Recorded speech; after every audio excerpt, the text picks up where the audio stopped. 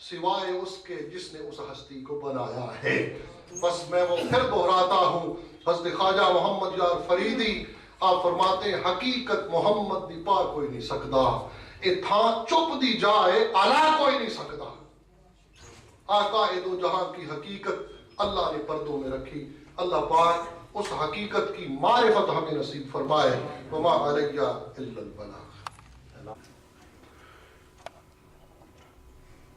نحمده ونصلي ونسلم على سيدنا ومولانا محمد رسوله النبي الأمين المكين الحنين الكريم الرؤوف الرحيم،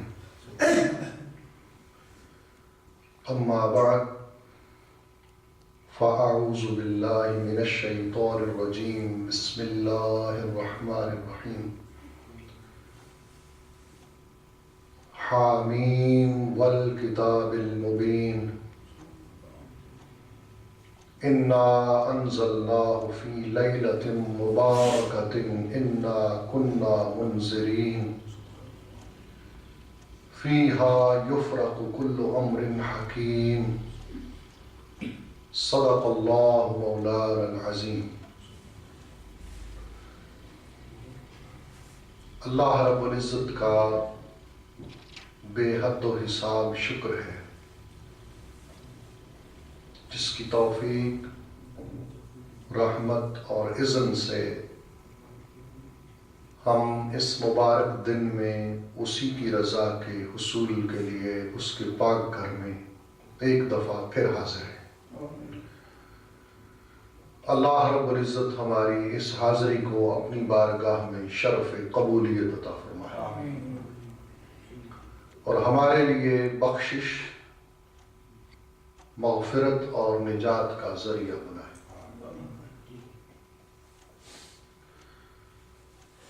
یہ مبارک مہینہ جسے شعبان المعظم کے نام سے تعبیر کیا جاتا ہے، بڑا ہی مبارک مہینہ ہے۔ یہ وہ مہینہ ہے جس کے اندر اللہ رب العزت اپنے محبوب صلی اللہ علیہ وسلم پر زیادہ سے زیادہ درود بھیجتا ہے۔ یہ وہ مہینہ ہے جس کے اندر رمضان کے آنے کی تیاری کی جاتی ہے،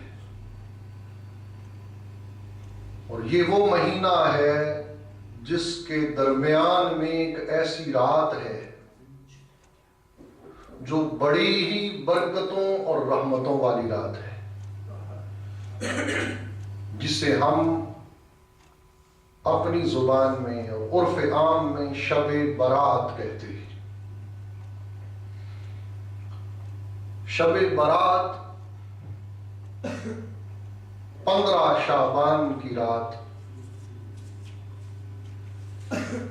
اتنی مبارک رات ہے کہ اس رات کے اندر اگلے پورے سال کے بارے میں اللہ رب العزت فیصلے فرماتا ہے۔ لوگوں کی زندگی اور موت کے فیصلے، رزق کے بارے میں فیصلے، اہم امور کے بارے میں فیصلے اس رات کو صادر کیے جاتے ہیں۔ اس لیے اللہ رب العزت نے بندہ مومن کی بخشش کے لیے مختلف اوقات اور مختلف دنوں اور راتوں کو مخصوص فرمایا ہے۔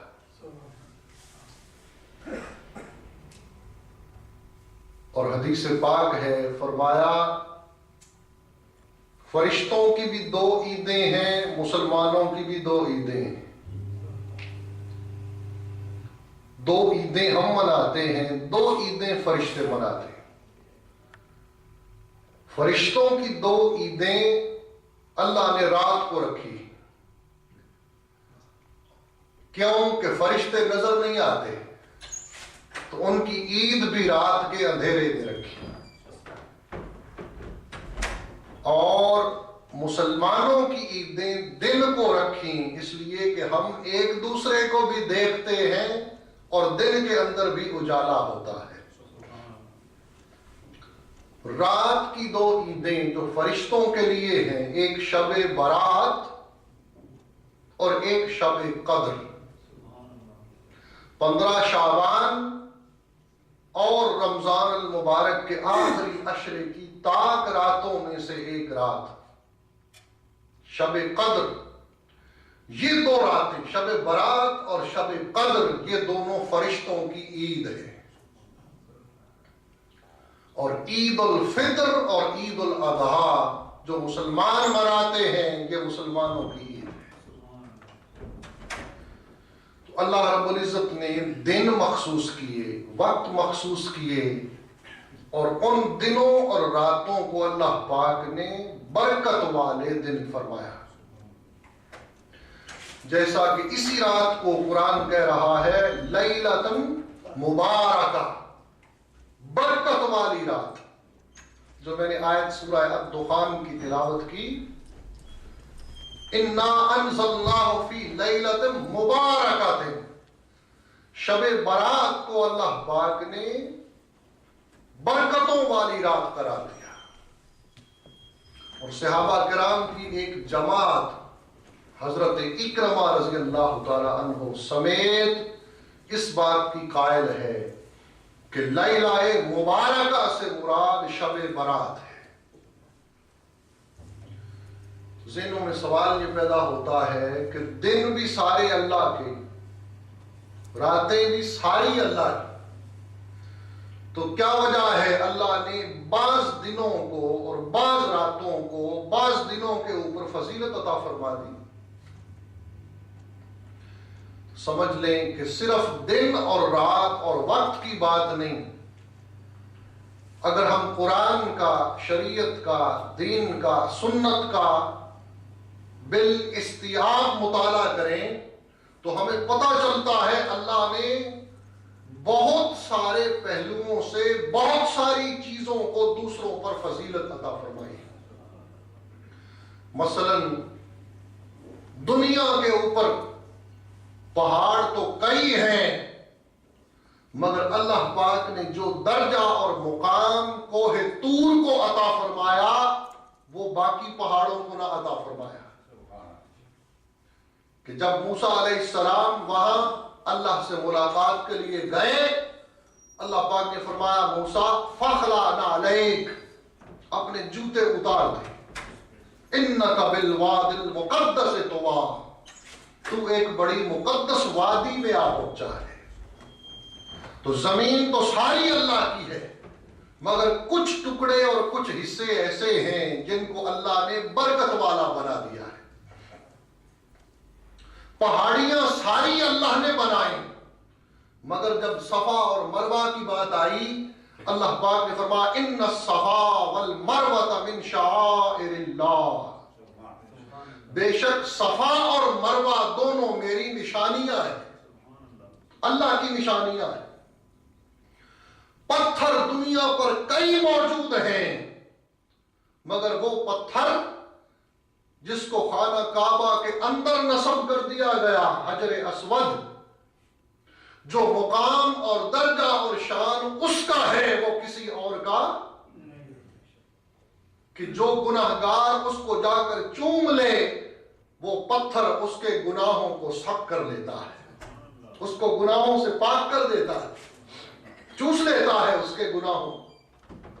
پتھر تو کئی ہیں، مگر جس پتھر پہ ابراہیم علیہ السلام کے قدم کا نشان لگا، اللہ نے حکم دے دیا وَاتَّخِذُوا مِن مَقَامِ إِبْرَاهِيمَ مُصَلًّى، لوگوں اس پتھر کو جائے نماز بناؤ اور اس کے سامنے آ کر نماز پڑھا کرو۔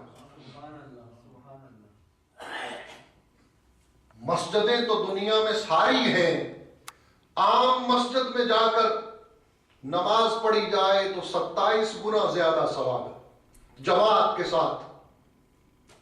اکیلے آ کر نماز پڑھیں